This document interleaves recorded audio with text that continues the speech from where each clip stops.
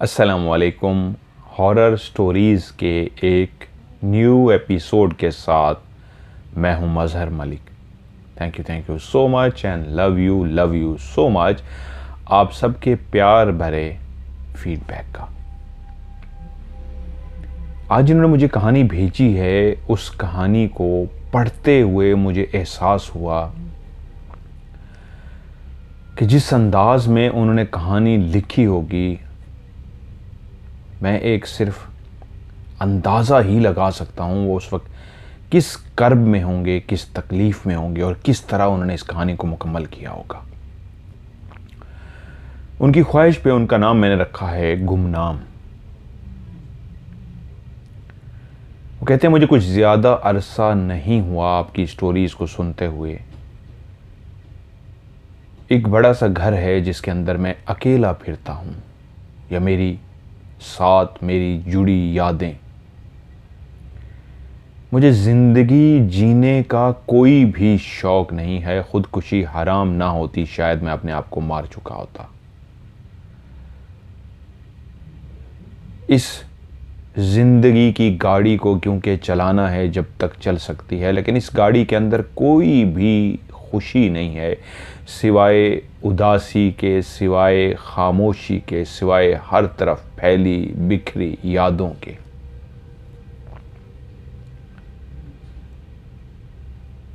भला करे उस दोस्त का जिसने मुझे कहा ये स्टोरी सुनो, और मैंने आपकी स्टोरी सुनी और फिर ऐसा उस स्टोरी के अंदर खो गया कि वो लम्हे जब तक मैं आपकी स्टोरी को सुनता रहा, दुख दर्द मुसीबत जो भी मेरे साथ है वो सब भूल गया और मैं स्टोरी में खोया रहा। और उसके बाद फिर मुसलसल मैं आपकी अब स्टोरीज़ ही बैठ के सुनता हूँ।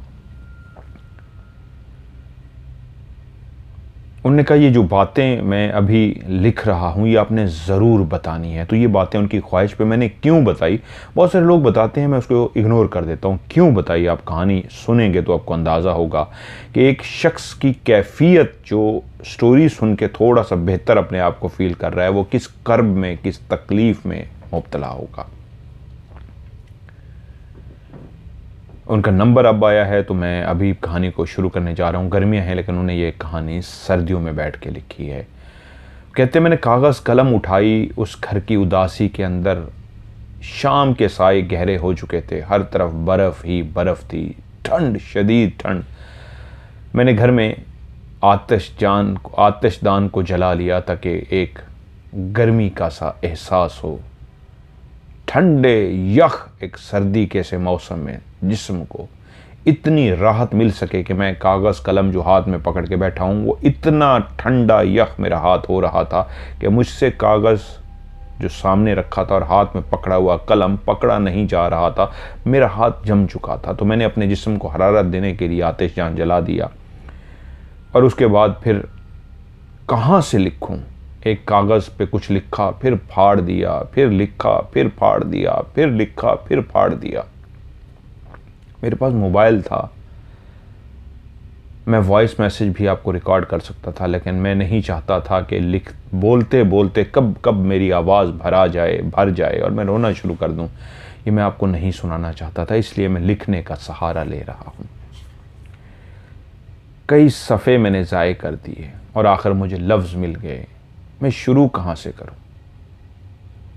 तो उन्होंने जहां से शुरू किया है मैं उनको अपने लफ्ज़ों में ढालने जा रहा हूं, उनकी कहानी को।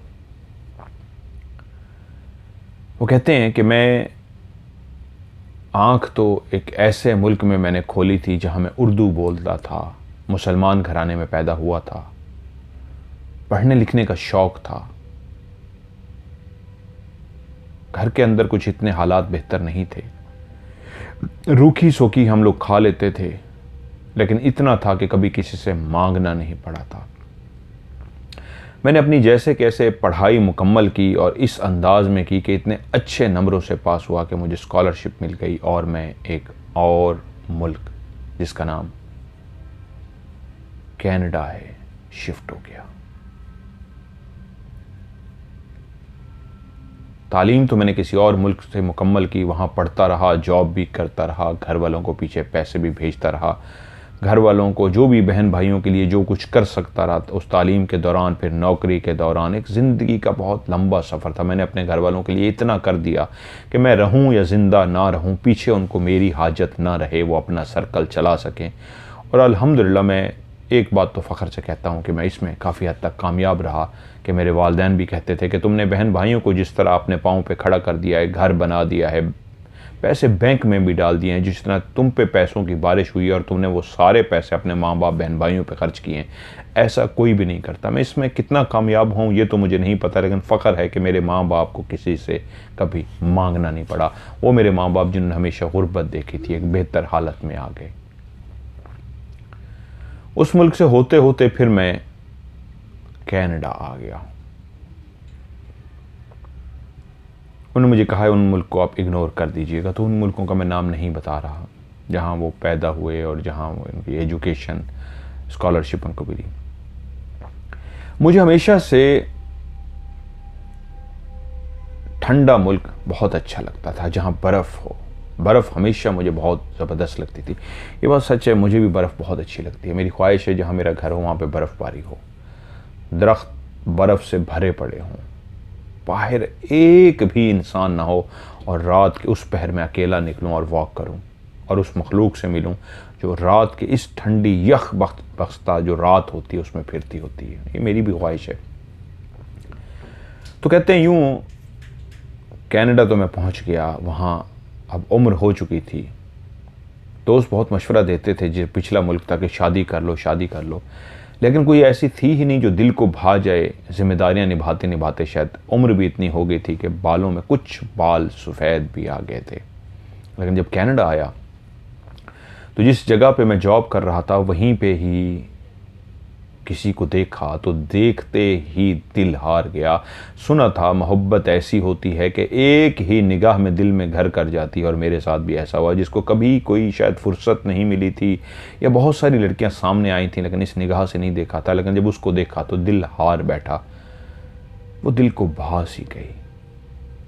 हम इकट्ठे जॉब करते थे और जॉब करते करते जिस मुल्क में मैं था वहाँ पे तो इजहार मोहब्बत करना एक आम सी बात थी, लेकिन जिस तरह की मैंने ज़िंदगी गुजारी थी मेरे लिए इजहार मोहब्बत करना इतना आसान नहीं था।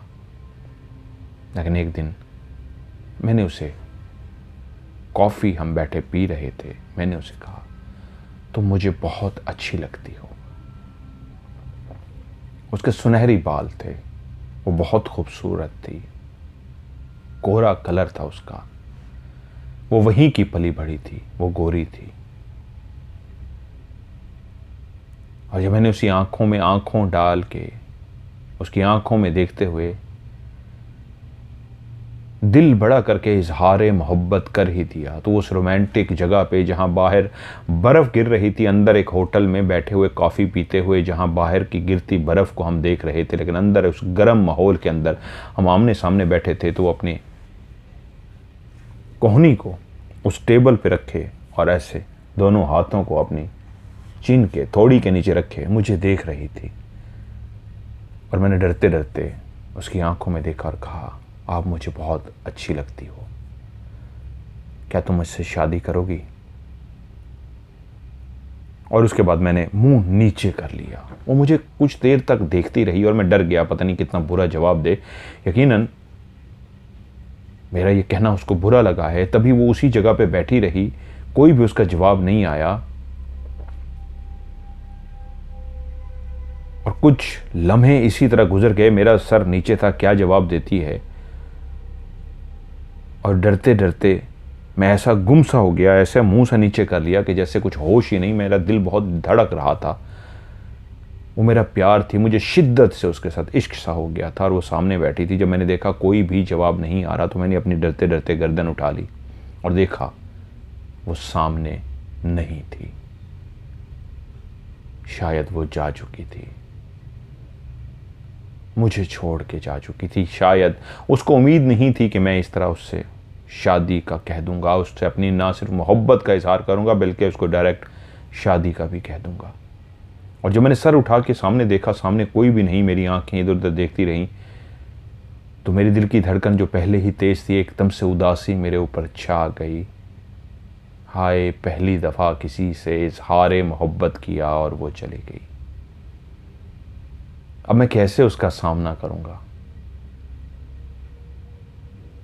मैं तो उसके सामने भी ऑफिस में नहीं आ सकूँगा।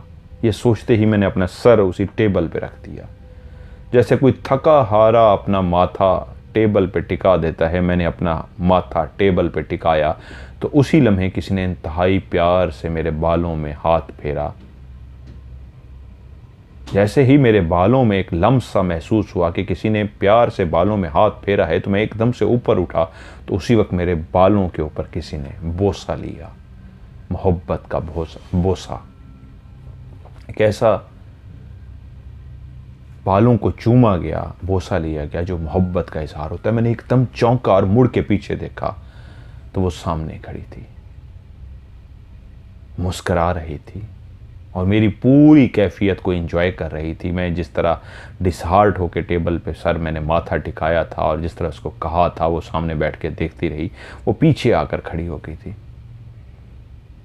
और मैंने उसे जैसे ही देखा, उसने मेरे सर पे बोसा दिया था। मैंने उसको जैसे ही देखा और चौंका और मुझे यकीन ना आया, तो उसी वक्त उसने मुझे गले लगा लिया।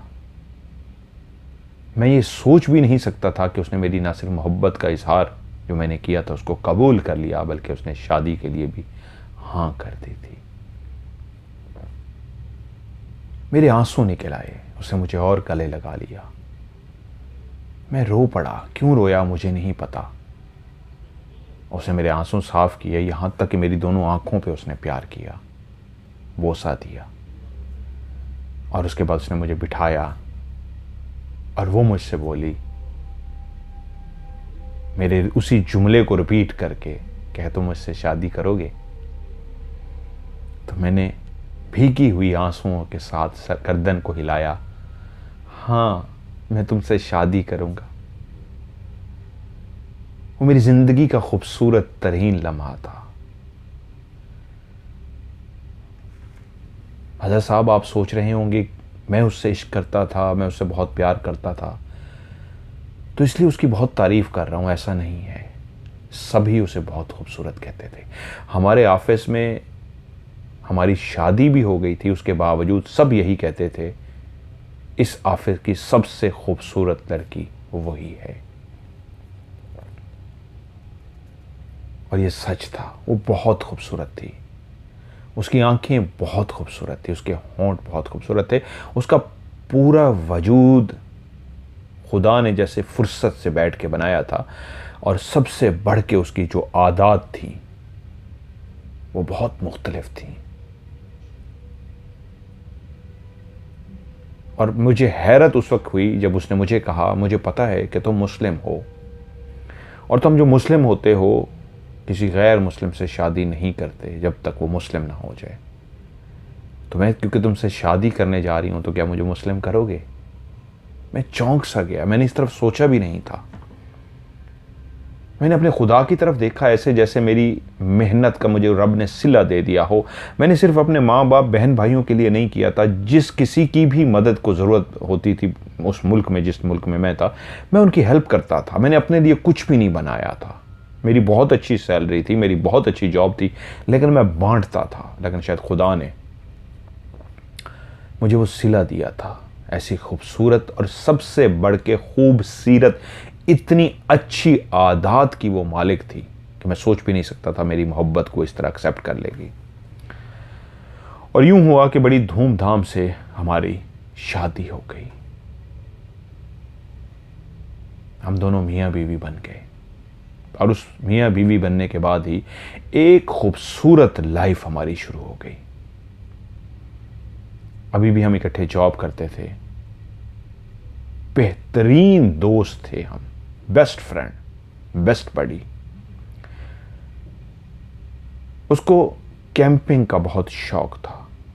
किसी दौर में मुझे भी शौक हुआ करता था, लेकिन वक्त ने, हालात ने टाइम ही नहीं दिया। तो जब शादी हो गई तो उसने मुझे कहा कि हम कैंपिंग पे चलें, तो मैंने कहा मोस्ट वेलकम। तो हम दोनों कैंपिंग पे जाते, दूर पहाड़ों में उसको जाके बैठना, वहां पे कुकिंग करना, मेरे साथ हंसी मजाक करना, शरारतें करना, उस वक्त को गुजारना इतना अच्छा लगता था कि फिर हम हर वीकेंड पे कहीं ना कहीं कैंपिंग के लिए जाते, मुख्तलिफ़ जगहों पे जाते। हम वहाँ पे अपनी गाड़ी में कैंप लेके जाते, अपना कैंप वहाँ पे लगाते, उसके बाद खाने पकाने का सामान होता, रात एक वहीं पे गुजारते, अगला दिन फिर वहीं पे घूमते फिरते। फ्राइडे की रात को हम चले जाते, थर्सडे की रात को हम चले जाते, फ्राइडे और रात हम खाना पकाते, रात को कैंपिंग करते, सोते। जुमा होता, जुमा सारा हम घूमते फिरते इधर उधर, फिर अपना खाना शाना पकाते और जुमे की रात को भी वहीं सोते उसी कैंप के अंदर, और हफ्ते को हम वापस आ जाते।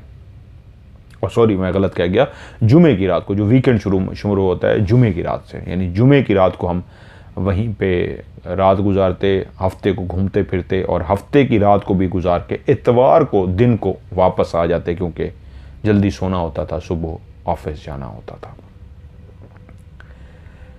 वो एक बेहतरीन दोस्त थी, बहुत ज़्यादा टची थी।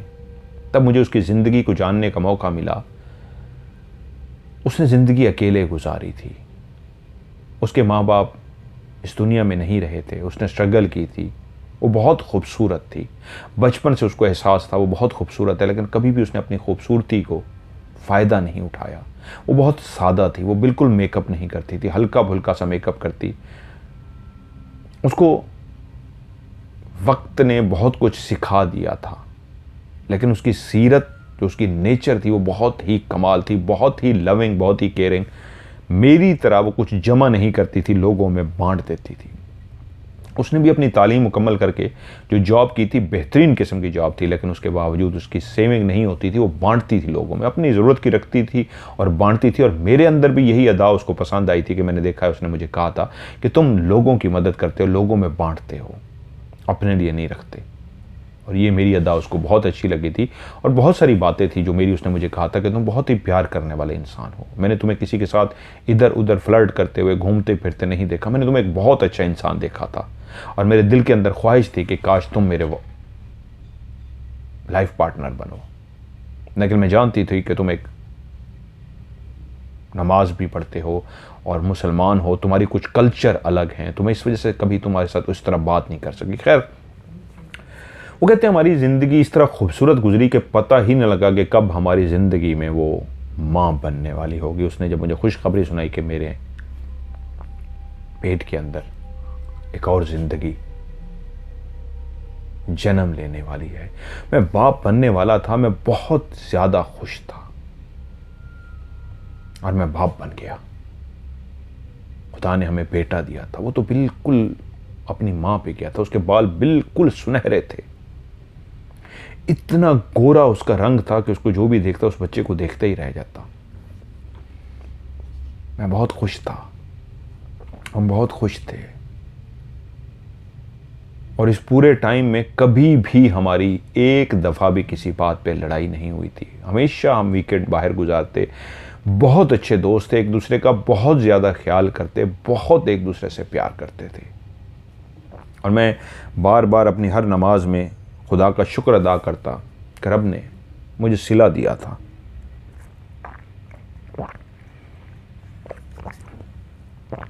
एक दिन मेरी माँ से मेरा राब्ता हुआ फ़ोन पे। उसने कुछ ऐसी खबर बताई कि मैं इन बातों को नहीं मानता था, लेकिन उसने मेरी माँ ने कहा और मैंने सुन लिया। मेरी माँ बता रही थी, करीबी है एक रिश्ते की हमारी कुछ लगती थी, उन्होंने कहा नाम बताइएगा बस। करीबी एक रिश्ता था, फीमेल थी, वो इनके घर आई थी और ऐसी बातें करके गई थी जैसे वो बहुत शदीद हसद करके गई थी। उसको बहुत शदीद हसद हो गया था और वो बातों बातों में इस गुस्से का इजहार कर गई थी कि तुम लोग थे क्या, अगर वो बाहर ना आ जाता जो अपने आप को क्या से क्या समझ बैठा है, तो तुम लोग आज भी ये होते वो होते। क्योंकि उस औरत ने जो बातें की थी, कभी वो लोग अमीर होते थे और हमसे बात तक नहीं करते थे, हमारे घर भी नहीं आते थे।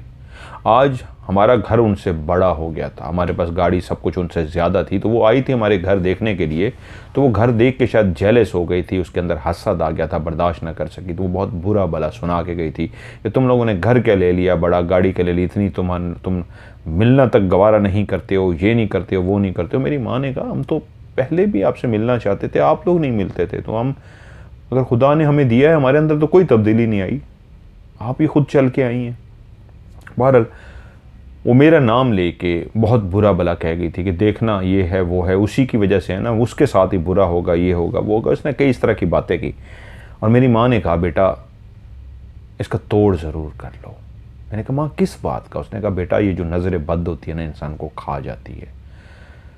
मैंने कहा माँ मैंने कभी किसी के साथ बुरा नहीं किया, मैंने जितना हो सका अच्छा करता हूँ। मैं तो अपने मेरे अमाल जिस तरह के हैं वो अल्लाह बेहतर जानता है, लेकिन मैं क्या तोड़ करूँ इसका? मैं तो इन चीज़ों को नहीं मानता। ठीक है आपने जिस तरह बताया है नज़र बद, उसने ये बातें की, ये की, जो बहुत बुरा भला कहा था, लेकिन माँ इसमें परेशान होने की ज़रूरत नहीं है, आपको रिलैक्स रहना चाहिए। मैंने अपनी माँ को कवर किया।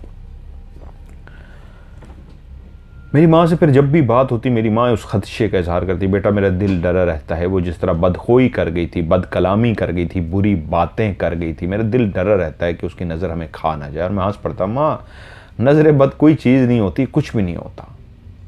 वक्त गुजरता रहा, मेरा बेटा 5 साल का हो गया और हमने उसको स्कूल में दाखिल करा लिया। 4.5 साल का था, हमने उसको स्कूल में दाखिल करा दिया। ज़िंदगी बहुत खूबसूरत थी कि एक दिन फिर से हम प्रोग्राम बना, कैंपिंग पे चलते हैं, एक ऐसे पार्क की तरफ जाते हैं जहाँ पे खिलौने भी हैं, बच्चा भी हमारा खेल लेगा और हम लोग भी अपना इस तरह का फ़न करेंगे। और हम सारा सामान रख के गाड़ी में सवार हुए। बच्चे की अलग से एक सीट होती थी गाड़ी के अंदर, हमने उसकी सीट रखी, उसको सीट बेल्ट बांधा और दोनों मियाँ बीवी आगे बैठे और हम रवाना हो गए। हमारी गाड़ी बहुत तेज़ी के साथ जा रही थी, जो उस सड़क पे स्पीड लिमिट थी उसी स्पीड लिमिट के साथ जा रही थी, लेकिन पता नहीं कैसे, खुदा बेहतर जाने, ऐसा वहाँ होता नहीं है। हमारी गाड़ी का टायर ही निकल गया और जब टायर ही निकला नीचे से तो गाड़ी इस तरह अनबैलेंस हुई। क्या हुआ वो उस लम्हे को कहते हैं, मैं एक्सप्लेन नहीं कर सकता क्या हुआ, कि ऐसे गाड़ी आउट ऑफ कंट्रोल हुई और उसके बाद जो घूमना शुरू हुई, गाड़ी घूमते घूमते घूमते बहुत दूर जाके गिरी। उसके बाद क्या मंजर हुआ मैं नहीं जानता। मेरी जब आँख खुली तो मैं अस्पताल में था। मैंने जब आँख खोली तो अपने आप को एक ऐसे कमरे में पाया जिसका कलर अजीब सा था। फिर मेरी आँखों ने इधर उधर देखा तो अंदाज़ा हुआ कि जिस जगह मैं मौजूद हूँ ये एक अस्पताल का कमरा है। और तब मुझे एहसास हुआ कि मैं कौन हूँ, मैं अस्पताल में क्यों हूँ। और वो आखिरी मंज़र याद आ गया जब गाड़ी का पहिया निकला था और हमारी गाड़ी घूमती हुई जाके गिरी थी। मैं एकदम तड़प गया और मैं बोला, मेरी बीवी, मेरा बच्चा? तो उनने इशारा किया, हौसले में रहें, वो ठीक हैं, आपके होश में आने का इंतज़ार कर रहे थे, वो ठीक हैं। मैंने कहा कहाँ हैं, मैं उनसे मिलना चाहता हूँ। उनने कहा वो दूसरे रूम में है। मेरे दोस्त वगैरह भी पहुँच गए थे, वो मुझे हौसला दे रहे थे जो ऑफिस के थे। मैं अब इतना हो गया कि उठ बैठ सकता था और मैं जब फुली इस तरह हो गया एक ही दिन के अंदर कि मेरे जितनी चोटें आई थी वो सारी रिकवर हो चुकी, बहुत ज़्यादा कोई गहरी चोट नहीं आई थी। और जब मैं उठ गया तो मैंने कहा मैंने बीवी से मिलना है। तो तब डॉक्टर ने कहा इनको बता दें। तो तब मुझे बताया गया कि तुम्हारी बीवी अभी तक होश में नहीं आई और तुम्हारा बेटा अल्लाह को प्यारा हो चुका है। इस हादसे में तुम वाहिद इसको एक ऐसे शख्स हो जिसको बहुत ज़्यादा चोटें नहीं लगी, लेकिन तुम्हारी बीवी को अभी तक होश नहीं आया और बच्चा उसी वक्त ही ख़त्म हो गया था। ये मेरे लिए कितना बड़ा खौफनाक ये वो था कि अभी तक मैं होश में आया था और 2-3 घंटे में नॉर्मल हुआ था, लेकिन इस खबर के लिए तैयार नहीं था कि मैं फिर से गिरा और बेहोश हो गया। फिर डॉक्टर मुझे होश में लाने की कोशिश करते रहे और खैर मैं होश में आ गया। वो कह रहे हैं मैं मुख्तसर आपको कैफियत बता रहा हूँ। और डॉक्टर ने मुझे ये समझाने की कोशिश की कि अगर आपने अपने आप को नॉर्मल ना किया तो हम आपकी बीवी को नहीं बचा सकेंगे, हमें आपकी मदद की ज़रूरत है। आपकी बीवी इस वक्त जिस कंडीशन में है उसको होश में लाना है, आपको अपने आप को नॉर्मल करना होगा और अपनी बीवी को अभी फ़िलहाल ये नहीं बताना होगा कि आपका बेटा मर चुका है। खैर वो मैंने कहते मैंने अपने आप को कवर किया, मैं बीवी के पास गया, मुझे कहा गया कि आप इनसे बात करो, ये आपको सुन पा रही हैं, लेकिन ऐसी कंडीशन में मैं उनसे बात करता रहा, बीवी को होश में लाने की कोशिश करते रहे। आखिरकार मेरी बीवी होश में आ गई, लेकिन जब होश में आई तो वो खामोश थी। उसने आंखें खोल दी, लेकिन आंखें खोलने के बाद वो बोली नहीं। मैं उससे बात करता रहा, उसका नाम लिया, उसको पुकारा, उससे बातें करता रहा, लेकिन वो बिल्कुल खामोश रही। उसने कुछ भी इजहार नहीं किया। डॉक्टर अपना जो भी फिज़िकली चेकअप करते हैं वो सारा करते रहे और मुझे बार बार कहते रहे कि इसे बोलने की कोशिश करो। वो खुद भी बोलते रहे, लेकिन मेरी बीवी बिल्कुल नहीं बोली। मज़ीद कुछ दिन हम हॉस्पिटल रहे, मैं ठीक हो गया, लेकिन बीवी हॉस्पिटल में रही और वो बिल्कुल उन दिनों में खामोश रही।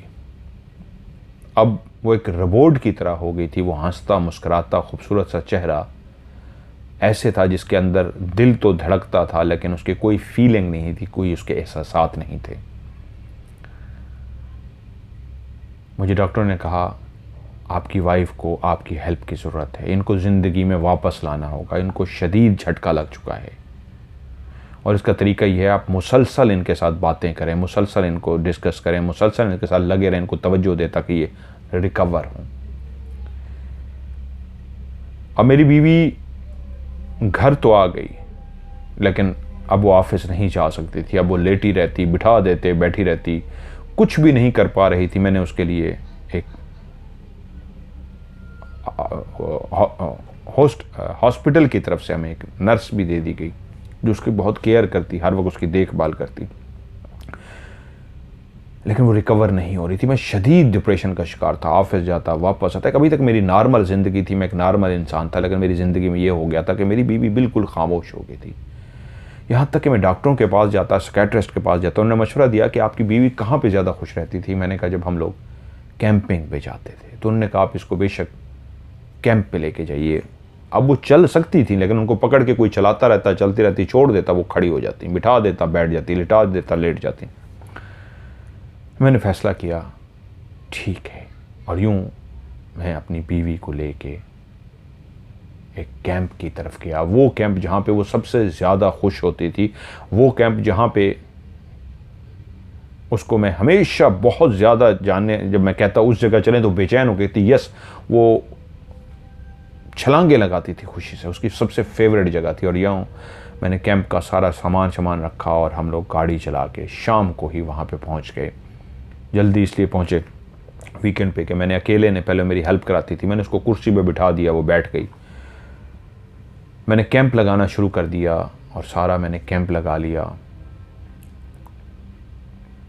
अब वो बोलती नहीं थी, उसके एहसासात, फीलिंग नहीं थी, बाकी एक इंसान, नॉर्मल इंसान की तरह थी। वो अपने काम खुद से नहीं करती थी, लेकिन जब उसको काम के लिए कहा जाता वो सुनती थी, उसको समझ सारी आती थी, लेकिन बोल नहीं रही थी।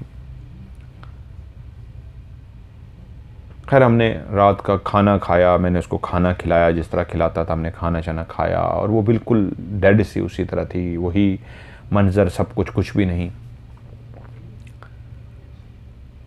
रात को हम दोनों अब घूमने के लिए तो कहीं जा नहीं सकते थे, क्योंकि वो उसकी कंडीशन ऐसी थी कि वो एक नॉर्मल होती तो मैं उसको कहीं पे लेके जाता। बहरहाल मुख्तसर हम दोनों लेट के अपने कैंप के अंदर।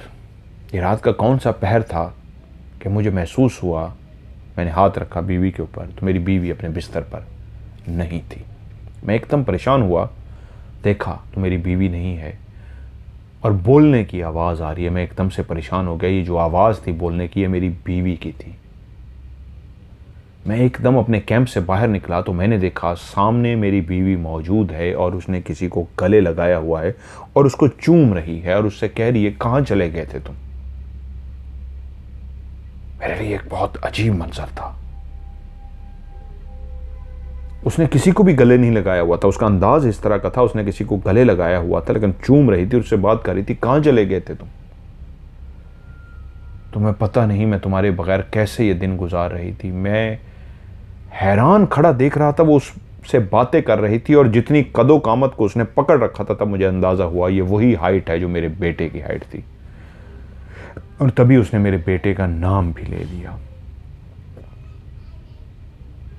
और उसका नाम लेके उसको बोली अब मुझसे कभी दूर मत जाना, मैं इतने दिन से तुम्हें ढूंढ रही थी कि पता नहीं कहाँ चला गया है मेरा बेटा, कब वापस आएगा, मुझसे दूर मत जाना।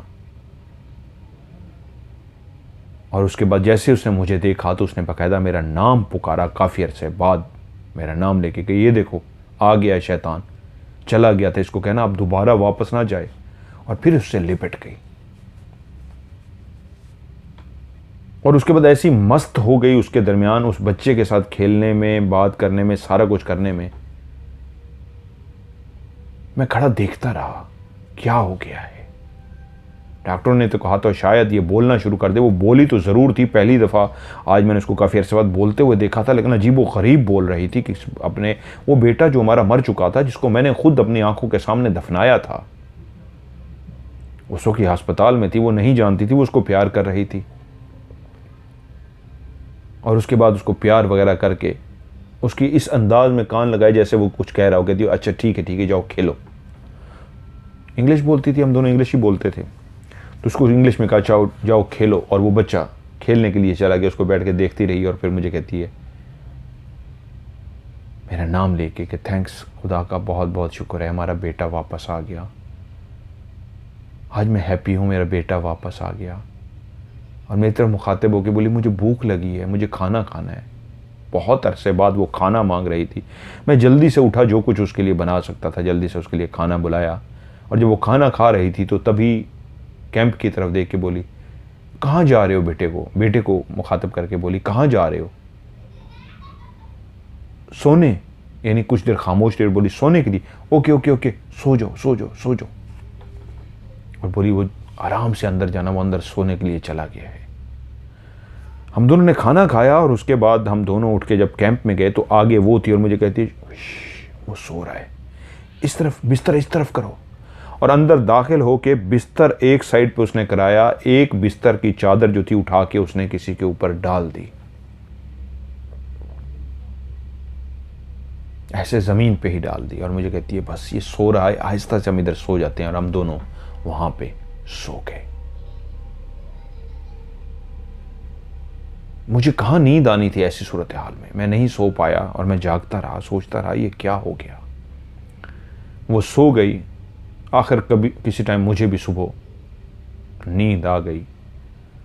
और जब मैं उठा हूँ तो मेरी बीवी और मेरा बेटा, वो बेटा जो था नहीं, उसने अपने दिमाग में सोच लिया था, वो दोनों बाहर थे। मैं बाहर गया तो मेरी बीवी बाकायदा नाश्ता बना रही थी। मैंने पूछा इतनी जल्दी क्यों उठ गई? कहती है बेटे को भूख लगी थी। मैं शदीद परेशान था कि यह हो क्या रहा है। और उसने अपने लिए नाश्ता बनाया, मेरे लिए बनाया और सबसे पहले बेटे के लिए नाश्ता बनाया। और नाश्ता जो उसने बनाया वो उसी तरह रखा रहा, बेटे ने खाया नहीं, लेकिन शायद दिमाग पे उसके असर हो गया था। उसके दिमाग पे कोई जो होश में तो आ गई थी, वो बातें तो करना शुरू हो गई थी, लेकिन उसके दिमाग में कुछ इस तरह का चल रहा था। मैंने फैसला किया कि अब क्या घूमना फिरना, वापस चलते हैं। उसने खुद ही कह दिया मेरा नाम लेके कि चलो वापस चलते हैं, इतने दिनों से थका हुआ है, इसको और नहीं थकाना, घर चलते हैं। और जब हमें कैंप को पैक कर रहा था, सारा सामान उठा रहा था, तो उसने उसी तरह गाड़ी का दरवाज़ा पीछे वाला खोला, उसकी जहाँ पे हम चेयर लगाते थे, अब तो वहाँ पे चेयर नहीं थी, उसने उसको वहाँ पे बिठाया और मुझे कहती है नेक्स्ट टाइम इसकी चेयर लगाना, अभी इसकी चेयर नहीं है। और उसको बिठा के उसको सीट बेल्ट बांधा, था तो कोई नहीं, लेकिन वो सीट बेल्ट बाकायदा बांध रही थी। सामान सारा हमने रख लिया, उसने मेरे साथ हेल्प करवाई, सामान हमने लोड किया, पहले की तरह वो इन्वॉल्व हो गई, आगे बैठी। और अब गाड़ी जब रवाना हुई तो पीछे मुड़ मुड़ के बेटे को देखती थी।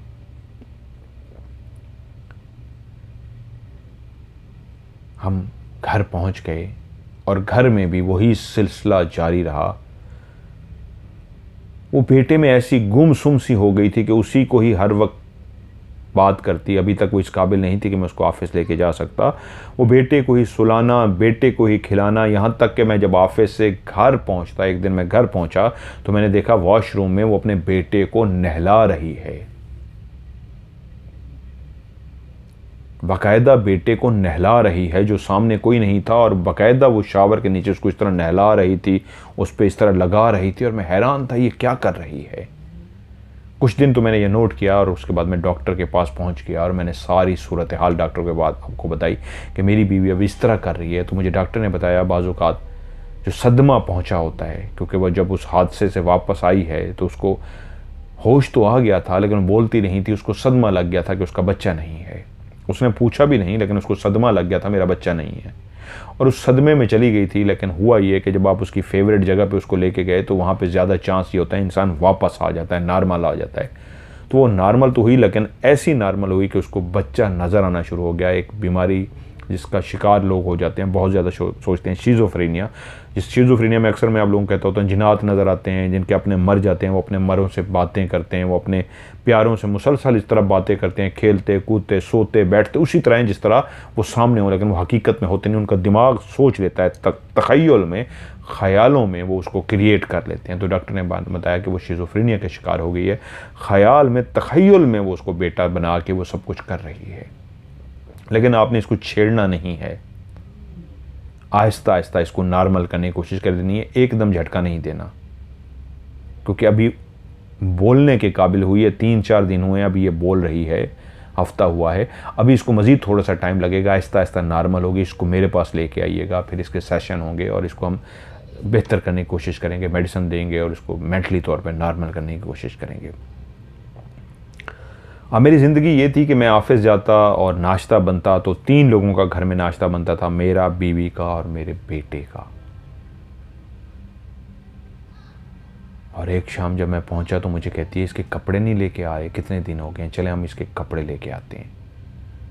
क्योंकि मुझे डॉक्टर ने कहा था इसकी बहुत सारी बातों को मानना है, आपने उसके ऊपर वो नहीं करना कि सब नहीं है, इसको इस जो जिस बीमारी में गई है इस बीमारी से हम वापस लाएंगे, लेकिन आहिस्ता आहिस्ता अभी इसको नॉर्मल होने दें, क्योंकि जो हादसा इसके साथ गुजरा है वो बड़ा खौफनाक है।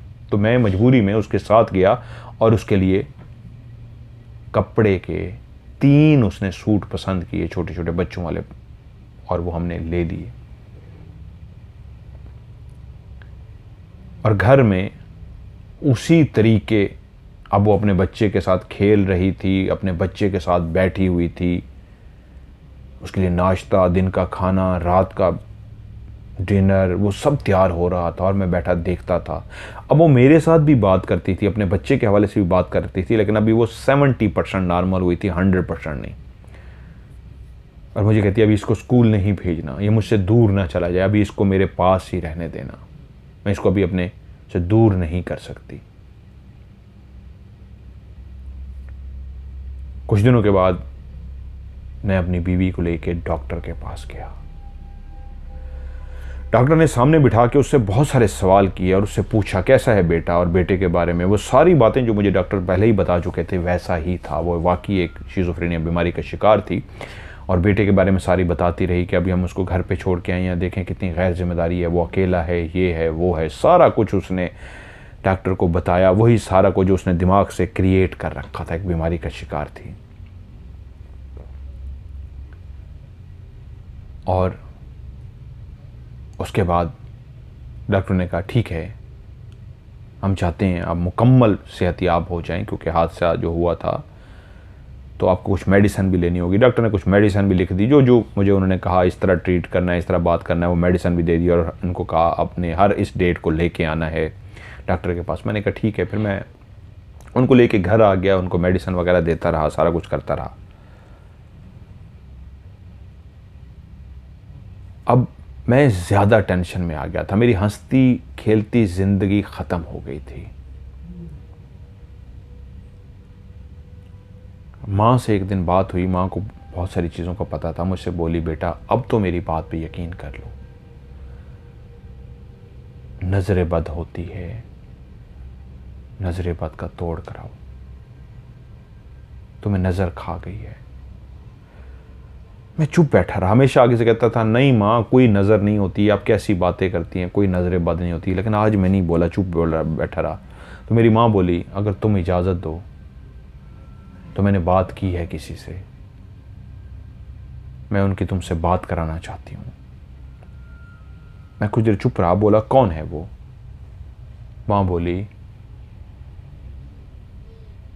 वो कोई पीर फकीर नहीं है, वो आम सा शख्स है, लेकिन वो ऐसा शख्स है जिसको तस्वीर दिखाई जाए तो वो तस्वीर देख के सब कुछ बता देता है। मैंने कहा ठीक है, मेरी उनसे बात कराइए। मेरी माँ ने मुझे एक वॉइस मैसेज भेजा। वो वॉइस मैसेज ये था कि दोनों मियाँ बीवी के ऊपर शदीद नजरे बद है।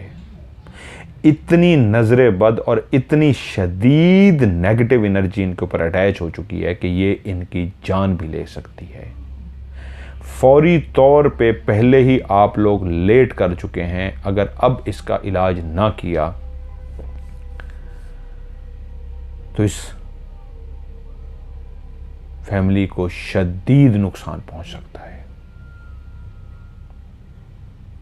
वो कहते हैं मैंने वॉइस मैसेज सुना, मैं उस शख्स को नहीं जानता था, लेकिन उसकी बात को सुनने के बाद मुझे लगा कि जैसे ये शख्स जो कुछ भी कह रहा है ये कोई आम, क्योंकि मैं आमिल पीर फकीर इनको नहीं मानता था, लेकिन उस बंदे की वॉइस को सुन के मुझे लगा कि नहीं,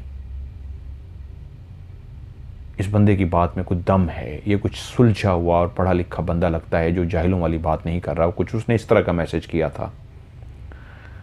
तो मैंने माँ से कहा इस बंदे से मेरी बात कराइए या इससे पूछिए कि इसका तोड़ कैसे करना होगा, क्योंकि उस बंदे का जो मैसेज था वो ये था कि शदीद तरीन आखिरी स्टेज पे नेगेटिव एनर्जी है, और शदीद नेगेटिव एनर्जी जब इस हद तक अटैच हो जाए तो फिर बहुत नुकसान होता है, मौत तक आ सकती है, कुछ भी हो सकता है। तो मैं माँ से गाहे बगाहे पूछता, क्योंकि अब मैं बीवी में इतना डिस्टर्ब हो गया था, उसका हर वक्त मुझे ख्याल रखना पड़ रहा था, ऑफिस की तरफ भी तवज्जो नहीं थी। मेरी माँ कहती बेटा हम उससे रब्ता कर रहे हैं लेकिन उससे रब्ता नहीं हो रहा, हम उनसे रब्ता करते हैं लेकिन उनसे रब्ता नहीं हो रहा।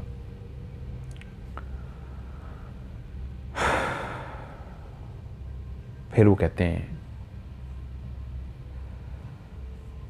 एक रात ऐसी आई कि मेरी बीवी और मैं अपने कमरे में सोने के लिए चले गए। उस रात मेरी बीवी नींद से बेदार हुई और उसने चीखें मारना शुरू कर दी। वो ज़ोर ज़ोर से चीखें मार रही थी और उसकी उन चीखों से मैं भी घबरा गया। जैसे ही उसने पहली चीख मारी मेरी भी आंख खुल गई, मैं घबरा गया। रात का टाइम था, मैंने जल्दी से लाइट जला दी, उसका नाम पुकारा, क्या हुआ क्या हुआ। वो चीखें मार रही थी और कह रही थी वो देखो वो सामने जा रहे हैं, वो जा रहे हैं, वो जा रहे हैं। कौन जा रहे हैं पता नहीं, वो देखो बहुत खौफनाक हैं, वो सामने फिर रहे हैं घर में। बड़ी मुश्किलों से मैंने उसको कंट्रोल किया, उस पर पढ़ाई की, उस पर दम किया, उसको गले से लगाया। मुश्किलों से वो मेरे कंट्रोल में आई और वो खामोश हुई, लेकिन रोती रही, उनका जिस्म कांप रहा था। अगली सुबह मैं उठते ही डॉक्टर के पास गया और मैंने कहा रात ये वाली सूरत हाल हुई है। वो बहुत डर गई थी। तो डॉक्टर ने कहा आप कल उनको मेरे पास लेके आइएगा। रात को फिर वही सेम टाइम पे उनकी हालत हुई, वही चीखें मारना शुरू कर दी और वो कहती वो देखें वो सामने काले स्याह बड़े बड़े से उनके दांत निकले हुए हैं, उनके बड़े बड़े से सींग हैं, उनके बड़े बड़े से हाथ हैं, वो बहुत खौफनाक हैं, वो फिर रहे हैं। अजीब सी ऐसी बातें करती है और मैं उसको फिर कवर किया, अगली रात भी पढ़ता रहा, ये सारा कुछ किया और मैं उनको डॉक्टर के पास लेके गया। अगली सुबह डॉक्टर के पास पहुंच के डॉक्टर ने वही सारे सवाल उनसे पूछे, कौन है, क्या देखा रात को, क्या होता है मुझे बताइए। उसने कहा मुझे नहीं पता, वो बहुत खौफनाक हैं, मैं सोई होती हूँ वो बाकायदा आके मुझे जगाते हैं और जब मेरी आंख खुल जाती है तो वो मुझे मेरे सामने खड़े होते हैं, वो कई ज़्यादा होते हैं, वो फिर रहे होते हैं। अब उसका डॉक्टर के सामने जो बाकायदा बोलना था वो ऐसा था जैसे पागलों की तरह। अब वो बेटे का नाम नहीं ले रही थी, बेटे को भूल चुकी थी, अजीब सी पागलपन की तरह बातें कर रही थी। काफ़ी बातें कर ली तो डॉक्टर ने मुझे एंड पे लास्ट में अकेले बुला के कहा इनका दिमाग का सारा चेकअप करना पड़ेगा, लगता है दिमाग पे काफ़ी ज़्यादा असर हो गया है। वो जो बीमारी में बेटा क्रिएट करके, ख़ुद का बेटा एक उसने क्रिएट कर लिया था तख़य्युल में, ख़याल में, और उसके साथ लगी हुई थी, खेल कूद रही थी। अब शायद ये उसने बेटों से बढ़ के ये इन चीज़ों को वो करना शुरू कर दिया है। ये जिन भूत और इस तरह की चीज़ें जो होती हैं वो क्रिएट करी। कि आप लोग कभी हॉरर मूवी शूवी तो नहीं देखते? मैंने कहा नहीं डॉक्टर साहब, हम तो इस तरह का नहीं करते। खैर उनने मुझे कुछ समझाया, हम लोग घर आ गए।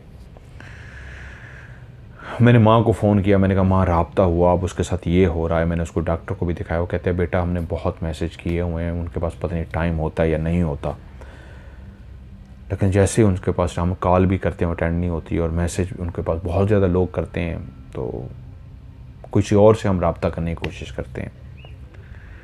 उसने कहा, मैंने कहा माँ किसी और से रब्ता करने की कोशिश करें, बहरहाल जल्दी से रब्ता करें। मेरी बीवी की तकरीबन 1 हफ़्ता इसी तरह रातों को, अब वही मेडिसिन ही थी जो डॉक्टर ने दी थी, मैंने खिलानी थी, 1 हफ़्ता इसी तरह हालत ख़राब से ख़राब होती जा रही थी। अब वो बेटा भूल गई थी, हालत ख़राब से ख़राब होती जा रही थी। कि एक रात वो कहता है हम दोनों सोए हैं, मैंने उसको पढ़ के उसके ऊपर दम किया है सोने से पहले ही, जिस तरह मेरी आदत बन चुकी थी, सोने से पहले ही मैं उसके ऊपर दम करता था। सोने से पहले इसके ऊपर मैंने दम किया और उसको सुलाया। जब वो गहरी नींद सो गई तो उसके बाद फिर मैं लेटा और सोचना शुरू हो गया कि कैसी ज़िंदगी है, किस डगर पे चल रही है, क्या हो रहा है, क्या हो गया है ज़िंदगी को। क्या वाकई नज़र बद इतनी खौफनाक होती है? क्या वाकई नज़र बद लग गई है? जिस बंदे के वो मैसेज मुझे आए थे उसकी बातें अभी तक मेरे दिमाग में थी कि ये नज़र बद है और खा गई है आप लोगों को, शदीद नेगेटिव एनर्जी है। क्या वाकई हमारे घर में शदीद नेगेटिव एनर्जी है? क्योंकि मेरे अंदर चिड़चिड़ापन आ रहा था, मुझे छोटी छोटी बातों पे शदीद गुस्सा आना शुरू हो गया था, मैं खुद अजीब सा होता जा रहा था। मुझे खुद समझ नहीं आ रही थी ये क्या हो रहा है। वाकई मेरे अंदर भी बहुत अजीब सी तब्दीली आ गई थी। मैं सोचता था शायद बीवी के इस रवैये की वजह से बेटा मेरा मर गया, इस वजह से मेरे अंदर चिड़चिड़ापन है और इस वजह से मेरे अंदर गुस्सा आता जा रहा है, चिड़चिड़ापन आता जा रहा है, अजीब सा मैं होता जा रहा हूँ।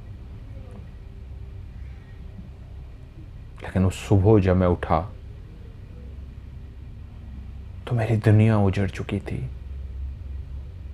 जिस बीवी पे मैंने दम करके उसको सुलाया था, सुबह हुई तो उसने आंखें ही नहीं खोली। मेरी बीवी मर चुकी थी। रात के किस पैर क्या हुआ मुझे नहीं पता, लेकिन वो मर चुकी थी। पता लगा कि उसका हार्ट फेल हो गया था। उसके बाद मुझे कुछ होश नहीं रहा, मेरी जिंदगी अजीब सी हो गई। कितने दिनों तक बीवी, वो जो रसूमात थी दफनाने वाली वो तो हो गई, मट्टी की अमानत थी, मट्टी में तो दफना दिया, लेकिन मैं खोखला हो गया, मैं अजीब सा हो गया। ये कोई तकरीबन 14वां दिन था। कमरे में घुप अंधेरा पड़ा हुआ था और मैं बेसुध सा होकर ऐसे बैठा हुआ था। सिगरेट मैंने लगाई हुई थी, मेरी दाढ़ी शेव बढ़ी हुई थी, कपड़े मेरे मैले से थे, मैं अजीब सा था। कि मैंने देखा मेरे बेडरूम का दरवाज़ा खुला। मैं अपने ख्यालों से चौंका और मैंने बेडरूम की तरफ देखा, क्योंकि घर में सिर्फ मैं अकेला था और कोई भी नहीं था। इस वक्त सब सिर्फ रात में अकेले ही गुजारता था। जो काम वाली आती थी वो अभी भी आती थी, लेकिन वो दिन को आके काम वगैरह करके चली जाती थी, खाना वगैरह बना के चली जाती थी। जब वो बेडरूम का दरवाज़ा खुला तो मैं चौंका, क्योंकि जब मेरी निगाह पड़ी तो सामने मेरा बेटा वही कपड़े पहने हुए जो कुछ दिन पहले मैं अपनी बीवी के साथ गया था, 3 सूट उसके लिए लेके आया था, उन्हीं में से एक सूट पहने हुए, जूते पहने हुए उस बच्चे ने दरवाज़ा खोला, मेरे बेडरूम का दरवाज़ा खोला और बेडरूम के बाहर निकला और वो चलता चलता चलता बिल्कुल मेरे सामने आ गया। और मेरी हालत अजीब सी थी। मुझे लगा शायद बीवी की तरह मैं शिज़ोफ्रेनिया बीमारी का शिकार हो गया हूं। लगता है बीवी की तरह मेरे भी दिमाग ने बेटे को क्रिएट कर लिया खुद से और ये क्रिएट हुआ है।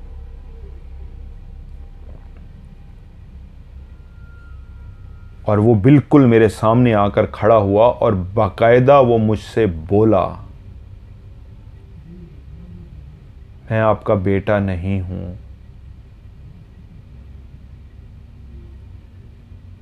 और मेरी बीवी का नाम लेके बोला, मैं उसका बेटा हूं।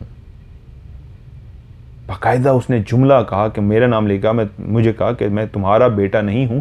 मेरी बीवी का नाम लेके कहा कि वो मेरी मां है, मैं उसका बेटा हूं। मेरी मां चली गई है, अब मैं भी जा रहा हूं और दोबारा इस घर में कभी नहीं आऊंगा। और उसी लम्हे उस बच्चे ने बाकायदा वो जो सूट पहन रखा था वो सूट उतारा, जूते उतारे, मेरी आंखों के सामने सूट और जूते उतार के मेरी गोद में रख दिए। जब उसने वो कपड़े उतार दिए और जूते उतार दिया तो मेरे सामने जो खड़ा था वो एक काला स्या साया सा था। उससे पहले वो बच्चा नजर आ रहा था, इंसान का बच्चा, जिस तरह मेरा बेटा था, वैसे सुनहरे बाल, वैसे चेहरा, वैसे लिबास, वैसे। लेकिन जैसे ही उसने कपड़े उतारे हैं तो वो एक काला स्या साया बन गया था, छोटा सा बच्चा, काला स्या साया।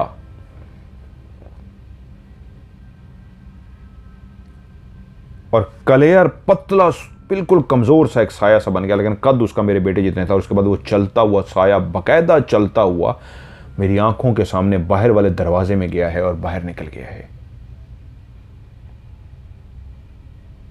और मैं अभी तक शॉक्ड बैठा हुआ था, क्या ये वहम था या हकीकत थी? तभी एहसास हुआ कि मेरी गोद में जो कपड़े और जूते रख के गया था वो अभी तक मेरे गोद में थे, वो अभी तक मेरे गोद में थे। तो इसमें कोई शक की गुंजाइश नहीं थी कि वो वाकई वो मेरे गोद में रख के गया था। और उसके बाद जब वो चला गया, काफ़ी देर में नॉर्मल नहीं हो सका, अजीब सी हालत में रहा, ये क्या था। तो मैं भागता हुआ बाहर गया, लेकिन बाहर कोई नहीं था। मैं आवाज़ें देता रहा, बेटे को देखता रहा, कुछ भी नहीं था। मेरी हालत वही हो चुकी थी जिस तरह मेरी बीवी की हालत थी। मैं वापस आया, आके ढह सा गया। मेरे दोस्त अगले दिन पहुंचे, मैं वहीं पे पड़ा था, मैं बेड तक नहीं गया था, बिस्तर पे जाके सोया तक नहीं था, वहीं पड़ा रहा। वो मुझे डॉक्टर के पास लेके गए, उसी डॉक्टर के पास जहां मेरी बीवी को लेके जाया गया था, जिसने कहा था इसको लेके आते रहना। उसको मैंने वो वाकया सुनाया। मैंने उसे कहा, डॉक्टर अगर ये वहम है तो मेरे गोद में कपड़े और जूते कहां से आए? तो उसने कहा, हो सकता है कि आप अनजाने में खुद चले गए हों और कहीं से उठा के लाए हों। तो मैंने उसे कहा, मुझे तो पता तक नहीं था, मैंने बीवी को वो कपड़े दे दिए, तो उसने कहाँ रखे थे, कहाँ किए थे, ये तो मुझे पता ही नहीं है, मैं कहाँ से उठा के लाता। लेकिन डॉक्टर ने मुझे कहा, आपको नींद की ज़रूरत है, बीवी के सदमे में आप हैं, आपको संभालना होगा। ऐसी बहुत सारी बातें जो डॉक्टर करते हैं उन्होंने की। और उसके बाद मैं घर आ गया। दोस्तों ने मुझे उसके बाद काफ़ी सहारा दिया। उनको अंदाज़ा हो चुका था बीवी चली गई, बेटा चला गया। बहुत सहारा दिया दोस्तों ने, ऑफिस के लोगों ने बहुत सहारा दिया। उन लोगों के पास टाइम नहीं होता, लेकिन शायद अल्लाह को ये मंजूर था, मुझे बहुत सहारा दिया, इतना सहारा दिया कि मैं काफ़ी हद तक बेहतर हो गया। यहाँ तक कि मैं ऑफिस भी जाना शुरू कर दिया। वो ज़बरदस्ती मुझे ले गए ताकि मेरा दिल बहले। लेकिन जब मैं वापस आता तो वही घर में यादें, वही बीवी की याद, बच्चे की याद, और मैं, और एक अजीब सी उदासी और एक अजीब सी तन्हाई।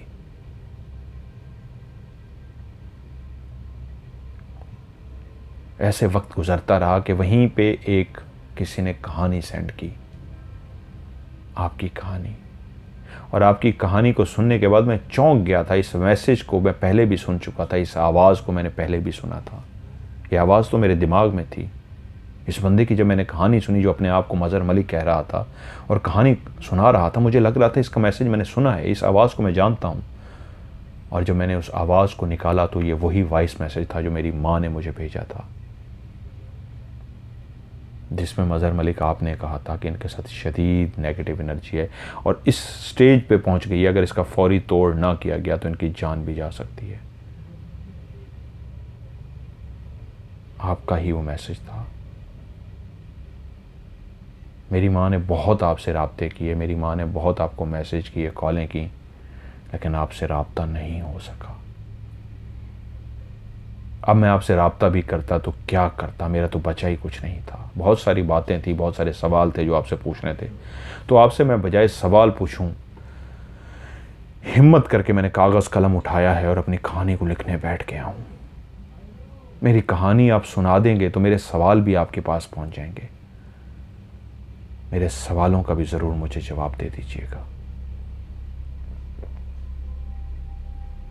उन्होंने पूरी कहानी जब मुझे भेजी है और उनके ये सारे सवाल भी हैं, और मुझे उन्होंने कहा है कि मैंने ये वॉइस मैसेज भेजा था उनके साथ शदीद, मैं ये तो कन्फर्म है, जब मैं ये कहता होता हूँ किसी इंसान के साथ शदीद नेगेटिव एनर्जी और आखिरी स्टेज पे पहुँची हुई है, तो उसका मतलब ये होता है अगर तोड़ ना किया गया जान जा सकती है। और वो कई रीज़न होती हैं, हसद हो, नज़र बद है, कई रीज़न होती हैं, जादू जिन्नात। अब आपने गुमनाम, आपने कहा, मैं आपका नाम आपको मुखातिब कर रहा हूँ गुमनाम, आपने जो मुझे, क्योंकि मैंने काफ़ी अरसे, आपका जब स्टोरी आई ना उस वक्त तो मैंने स्टोरी लिखा हुआ था, मैंने उसको नंबर दे के सेव कर लिया। अब आपका नंबर आया तो मैंने स्टोरी खोली है, तो उसमें आपकी स्टोरी है, लेकिन उसमें आपने तस्वीरें खींच के मुझे वो भेज दी हैं, वो जो आपने पेज लिखे हुए थे उन पेजों को पढ़ के मैंने तस्वीर आपको आपकी स्टोरी सुना दी है। लेकिन आपने अपनी तस्वीर नहीं भेजी, या वो तस्वीर नहीं भेजी जो आपकी माँ ने मुझे भेजी थी, क्योंकि आपकी माँ ने किस नंबर से मुझे मैसेज किया था ये मुझे याद नहीं है, तो मैं आपको अभी भी नहीं बता सकता। अगर मैंने वॉइस मैसेज में ये कहा था कि उनके साथ शदीद नेगेटिव एनर्जी है, जान जा सकती है, और कुछ आगे भी है, इस तरह के मैंने जुमले बोले हुए हैं, तो अगर मुझे आप अब भी राब्ता करें इसी नंबर से, आपका नंबर अब मेरे पास सेव है स्टोरी का, वो पुरानी तस्वीरें जो आपकी वालदा ने मुझे भेजी थी वही तस्वीरें मुझे दोबारा से सेंड करें, तो मैं आपके हर सवाल का आपको जवाब दे सकता हूँ। और अगर आप लाइव आना चाहें मेरे लाइव शो में तो मैं आपको दावत दूंगा, आप लाइव आएँ। हाँ, ये बात सही है, ज़िंदगी और मौत अल्लाह के हाथ में है, लेकिन इंसान एक वसीला होता है, कोशिश ज़रूर कर सकता है। नसीब अल्लाह ने लिखा है, लेकिन अल्लाह ताला कहते हैं मैं जब वसीला बनाता हूँ तो मेरे कुरान मजीद की आयतें इसको टाल भी सकती हैं। नज़र बद का अगर तोड़ किया जाए तो बहुत कुछ रोका जा सकता है। अगर मैंने कहा था शदीद है तो फिर इसका तोड़ किया जाना चाहिए था। अब अल्लाह, मेरे पास भी मजबूरी है, बहुत ज़्यादा लोग रब्ता करते हैं, और ये बाखुदा मैं कह रहा हूँ, ऐसा नहीं है कि मैं जान के नहीं उठाता, मैं किस वक्त उठाऊँ, 24 घंटे तो मैं फ़ोन नहीं उठा सकता।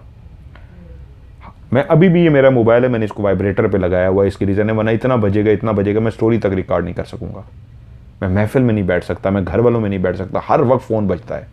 मैंने अपनी ज़िंदगी को भी गुजारना है, अपना सर्कल भी चलाना है। ठीक है, मैं अल्लाह की मखलूक की मदद करने की कोशिश कर रहा हूँ, करूँगा आगे, लेकिन सच ये मेरा कसूर नहीं है, मैं इतने लोगों को नहीं रिप्लाई कर सकता, बाखुदा मैं नहीं कर सकता, मैं फंस जाता हूँ।